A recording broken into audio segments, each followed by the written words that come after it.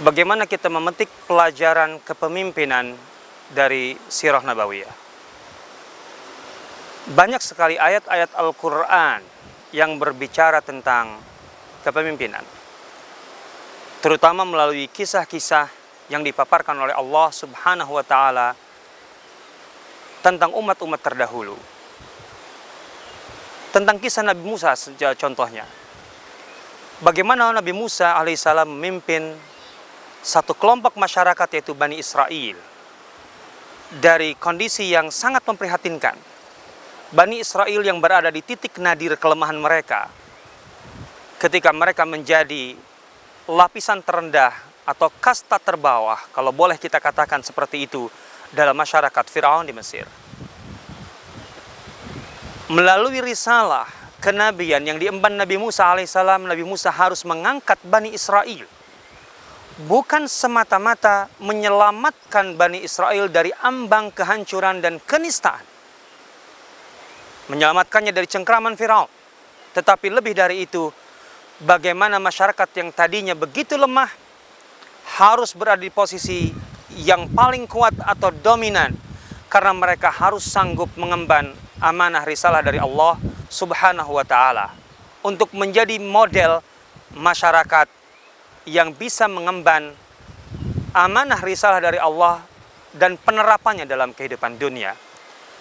Untuk itu, masyarakat Bani Israel harus selamat dari kungkungan dan cengkraman Firaun, keluar dari lingkungan Firaun yang telah membentuk mereka menjadi umat-umat yang rendah, terhina, pesimistis, pecundang, tidak memiliki ambisi untuk berbuat baik atau bersaing untuk menjadi yang terbaik.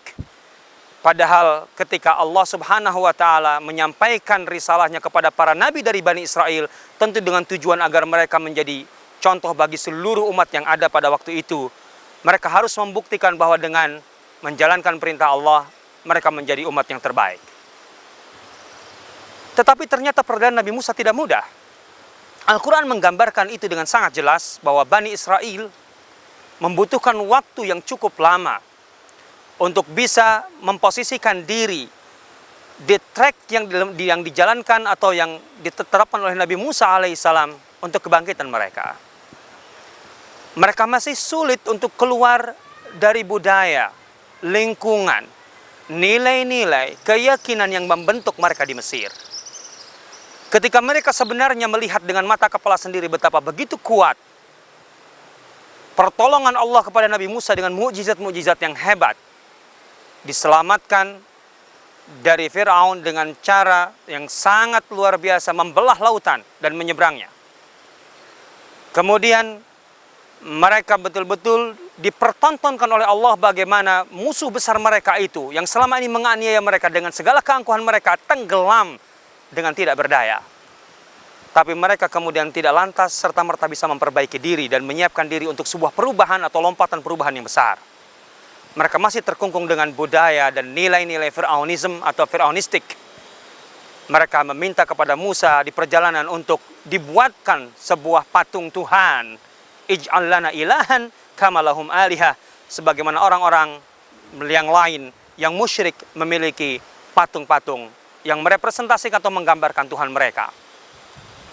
Ketika mereka juga harus diminta harus berjuang masuk ke dalam bumi Palestina untuk menjadikan Palestina sebagai basis perjuangan sebagaimana telah dibuat oleh Nabi Ibrahim atau disiapkan oleh Nabi Ibrahim, Nabi Ishak dan lain-lain sebagainya, sebagai bumi risalah Allah Subhanahu wa Ta'ala, dan mereka harus menanggung beban di situ. Mereka pun kemudian tidak berdaya. Malah dengan mental pecundangnya mereka berkata, "Fadhhab anta wa rabbuka faqatila inna hahuna qa'idun." Pergilah engkau Musa bersama Tuhanmu dan berperanglah kalian berdua, engkau dan Tuhanmu. Di sana kami yakin tentunya kalian akan menang dan kami menunggu hasilnya di sini. Akhirnya dibutuhkan 40 tahun untuk melahirkan generasi baru dari Bani Israel yang kemudian bisa mengemban risalah Allah untuk membuktikan bahwa mereka bisa menjadi umat yang unggul. Pelajaran besar yang dipetik dari kisah ini yang tentu saja ini menginspirasi Rasulullah SAW ketika membangun masyarakatnya, masyarakat Muslim, umat Islam, kekuatan umat Islam. adalah bahwa kekuatan pemimpin seorang diri tidaklah cukup untuk menghasilkan sebuah karya besar. Perubahan dan karya besar tidak hanya menunggu kehebatan seorang pemimpin, tapi adanya kesadaran dan tanggung jawab kolektif dari setiap elemen, setiap orang terhadap perubahan yang diinginkan. Inilah yang tidak terjadi pada masyarakat Bani Israel. Mereka hanya melihat bahwa kepemimpinan yang kuat seperti Musa alaihissalam menjamin perubahan itu. Padahal siapa yang akan berubah dan siapa yang akan menikmati perubahan? Mereka sendiri. Akan tetapi Bani Israel menolak untuk menjadi bagian dari unsur yang bertanggung jawab atau mengambil bagian berkontribusi terhadap perubahan. Mereka menyerahkan kepada Musa, dan dengan begitu mereka lepas dari tanggung jawab perubahan. Rasulullah SAW ketika memimpin umatnya sejak awal, bisa kita lihat bahwa perubahan itu tidak hanya dilakukan dan diemban oleh beliau seorang diri. Para sahabatnya jelas difahamkan dan kemudian sangat paham bahwa perubahan itu adalah tanggung jawab bersama.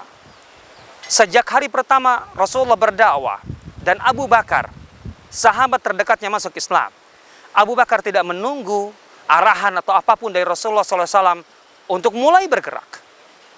Abu Bakar langsung bergerak sendiri, dalam arti merasa dan tahu bahwa perubahan melalui hidayah Allah, melalui Islam adalah tanggung jawab bersama.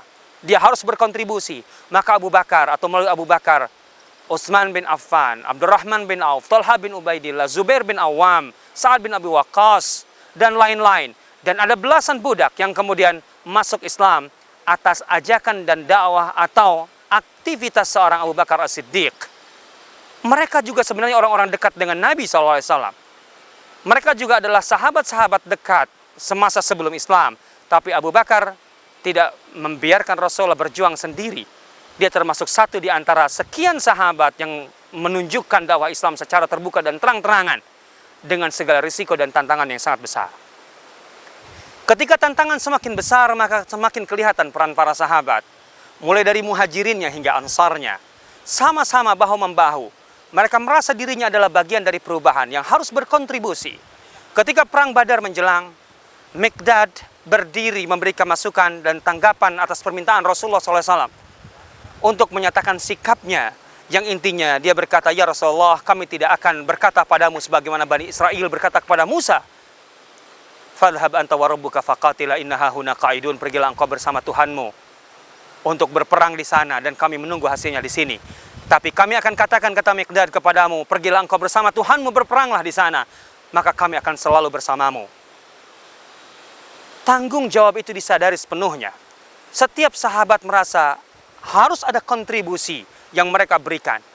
Dan hasilnya adalah sebuah karya besar, sebuah pencapaian besar yang dilakukan oleh Rasulullah hanya dalam kurun waktu 10 tahun atau bahkan kurang setelah hijrah ke Madinah. Maka kekuatan Madinah diperhitungkan bukan sekedar di level lokal ataupun regional, tapi di level internasional. Rasulullah berhasil mengangkat Mekah di level internasional, berhadapan dengan Romawi, dengan Persia yang merupakan representasi kekuatan dunia di masa itu.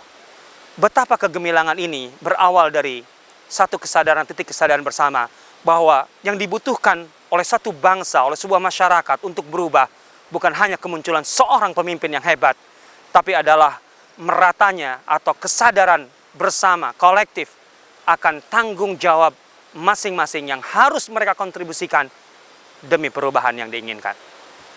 Demikianlah inspirasi perubahan dan kepemimpinan dalam perspektif sirah nabawiyah. Wallahu ta'ala alam. Assalamualaikum warahmatullahi wabarakatuh.